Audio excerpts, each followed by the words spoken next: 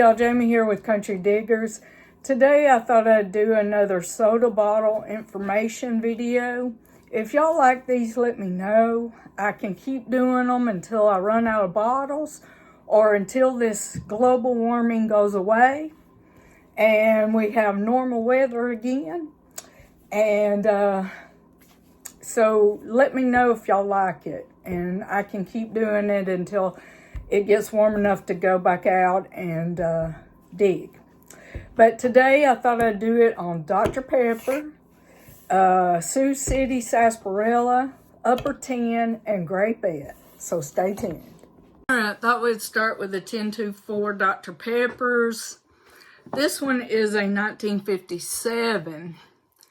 And I know some of my bottles ain't as fancy as others, but it's what I got. 1024 Dr. Pepper, 1957.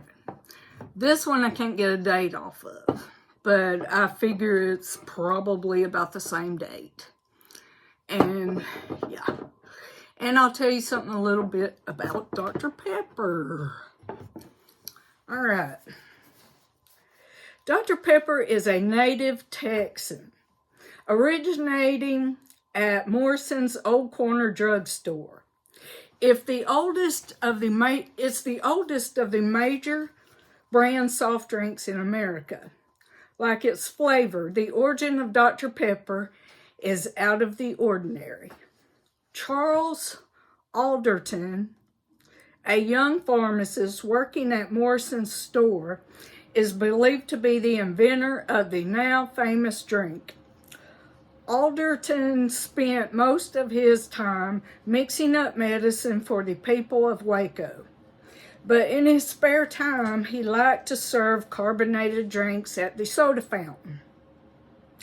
He liked the way the drugstore smelled, with all the fruit syrup flavor smells mixed together in the air. He decided to create a drink that tasted like that smell. He kept a journal, and after numerous experiments, he finally hit upon a mixture of fruit syrups that he liked. To test his new drink, he first offered it to the store owner, Morrison, who also found it to his liking. After repeated sample testing by the two, Alderton was ready to offer his new drink to some of the fountain customers. They liked it as well.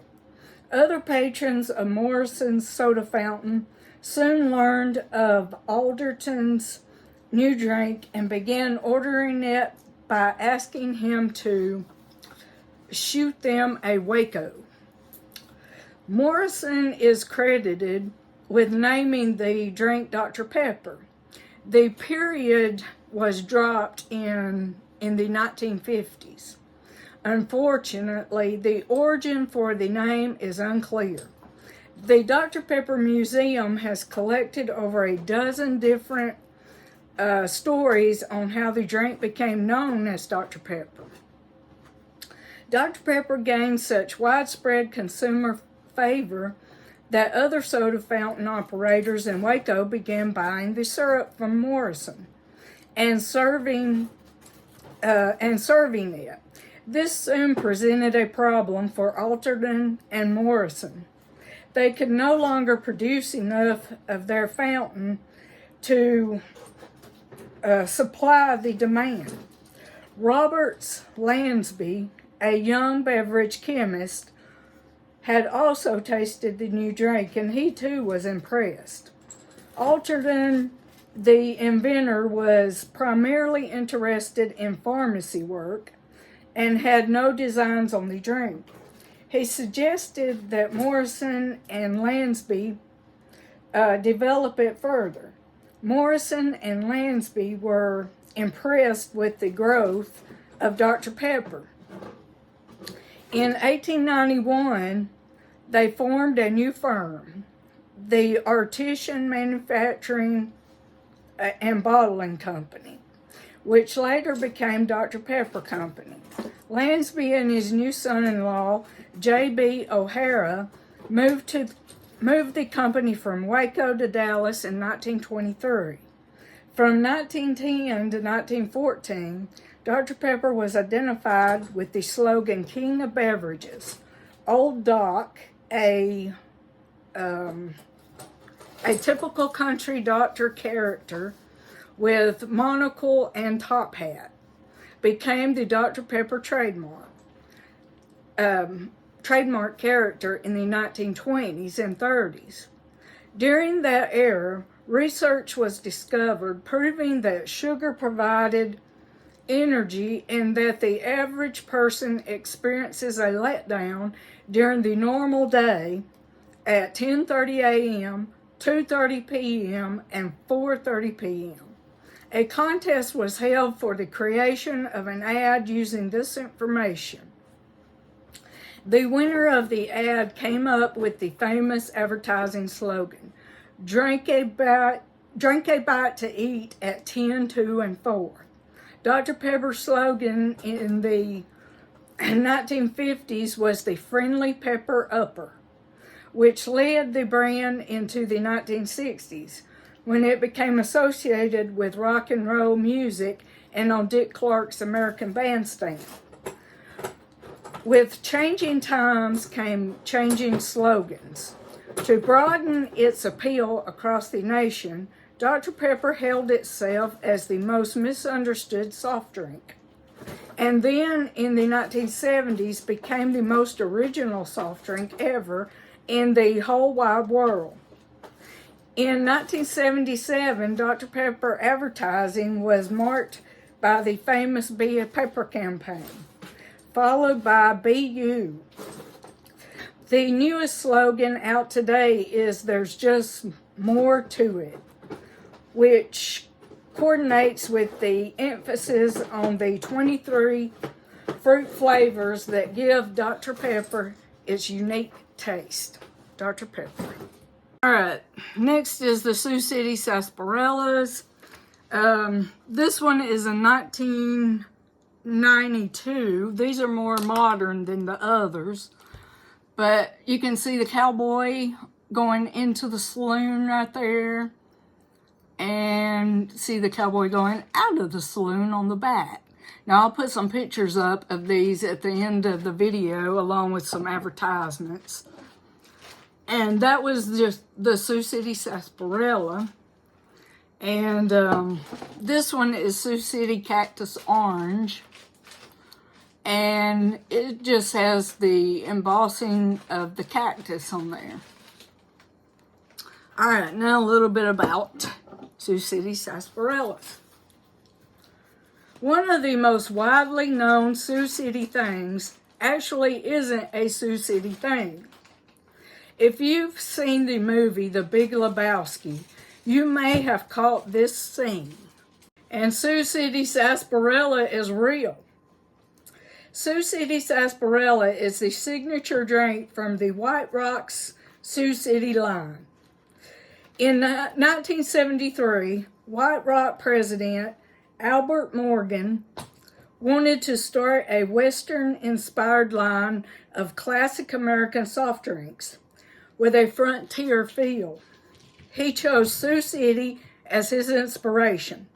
Sioux City Sarsaparilla is known as the granddaddy of all root beers and has a creamy taste, somewhere between root beer and cream soda.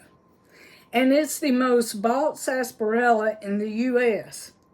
Is Sioux City Sarsaparilla made in Sioux City? No. Sioux City Sarsaparilla is actually made in New York by White Rock Beverages. The company actually started not too far away from Iowa in neighboring Wisconsin. But by the time the Sioux City Pop line was created, they were firmly established as a New York company, staffed with New Yorkers to whom Sioux City sounded like the Wild West. You can buy Sioux City Sarsaparilla all over the U.S. and at variety and grocery and specialty stores. Sioux City Sarsaparilla. All right, this is Upper 10. This is a 1954 Picks You Up Lime Lemon Soda, Upper 10. And it's the carriage label right there. And I'll tell you a little bit about Upper 10. I really couldn't find that much about it. But this one is the property, this bottle is the property of Knee-High Bottling Company, Pensacola, Florida. The Upper 10 brand debuted in 1933 as a product of the Knee-High Corporation, later Royal Crown Corporation. Upper 10 was one of RC Cola's flagship brands throughout the company's history. However, with the acquisition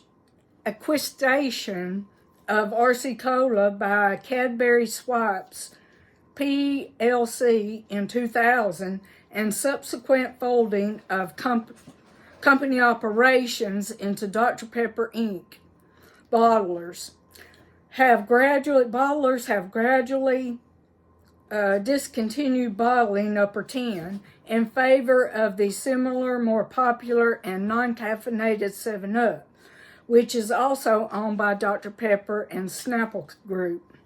Upper 10 is still sold outside North America by Kite Beverages, the same company that sells RC Cola internationally. Upper 10. Next we have Grapeette. This little 6-ounce bottle is 1947 Grapeette. And this one is a 1953 Grapeette Elephant Bank. It's a Grapeette mix. It had Grapeette mix in it. And they're both from Camden, Arkansas, made in Camden, Arkansas.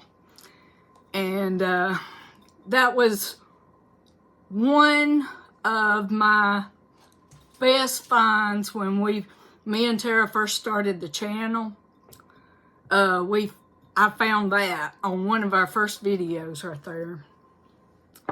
All right, I'll tell you a little bit about Grapeette. All right. The story of Grapeette actually begins with its founder, Benjamin Tyndale Fooks, F-O-O-K-S. Leaving the lumber business in 1925, Mr. Fooks purchased a service station in Camden, Arkansas. In 1926, he purchased a small soft drink bottling operation in Camden. And in 1927, he bought a second small plant in Arkadelphia, just 60 miles from Camden. In 1928, a third plant was purchased in nearby Hope, Arkansas. But with the onset of the Depression, it was only used as a warehouse. During the Depression, business was terrible. The plant and machinery in Arkadelphia were sold, and the warehouse in Hope was closed. Mr. Fooks took to selling Fooks flavors out of his cart in Arkansas, Louisiana, and East Texas. In 1932, 2 salesmen were hired and sales jumped 7-fold. The flavor business was now solid. In 1939, Mr. Fooks traveled by rail to Chicago and purchased the copyright name of Grapeette from the owner of the Sunset Liquor Company. In the spring of 1940, the drink was officially named Grapeette and put on the market. After the war in 1946, the Grapeette Company remained a closely held family corporation. In 1947, Orangeette, another true fruit flavored drink, was introduced to the market. In 1948, the company presented another first with its famous animal syrups. These were animal-shaped glass containers which held syrup to be mixed with water to produce an economical, non-carbonated drink for the family. That's what that one is. But it's in 1953. Okay. Yeah, the original 6-ounce bottle. This is the original 6-ounce right here. Okay, the original 6-ounce bottle eventually gave way to the 7, 8, 10, 12, and 16-ounce returnable bottles. Grapette expanded rapidly from 1950 to 1970, dominating the grape market and reaching almost all areas of U.S. consumers. Consumers were encouraged to enjoy a big little bottle of Grapette, whether thirsty or not. The Fuchs family sold Grapette in 1970, though through a series of acquisitions. The company was named Flavette in 1972 and ended up controlled by the Monarch Company, the maker of rival New Grape, in 1977. Without proper franchise support, market share tumbled, and Grapette virtually disappeared from the market. By the 1990s, Grapette was only being produced in limited areas. In early 2000, Grapette International was able to purchase the U.S. rights to the Grapette trademark. In 2005, Grapette became available exclusively in Walmart stores nationwide. All right, if you'll notice, just about every one of these soft drinks, they're all connected in some way. And just thought that was interesting. All right, hope y'all enjoyed. Bye.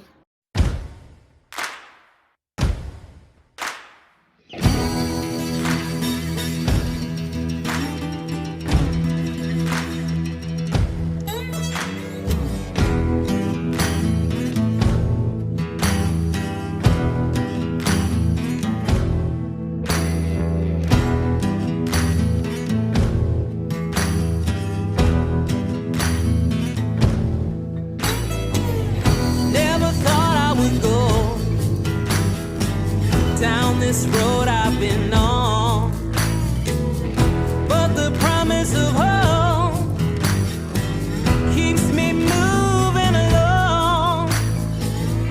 Long days, longer nights, the sun and the stars. Wish I may, and I just might have the dream I have inside.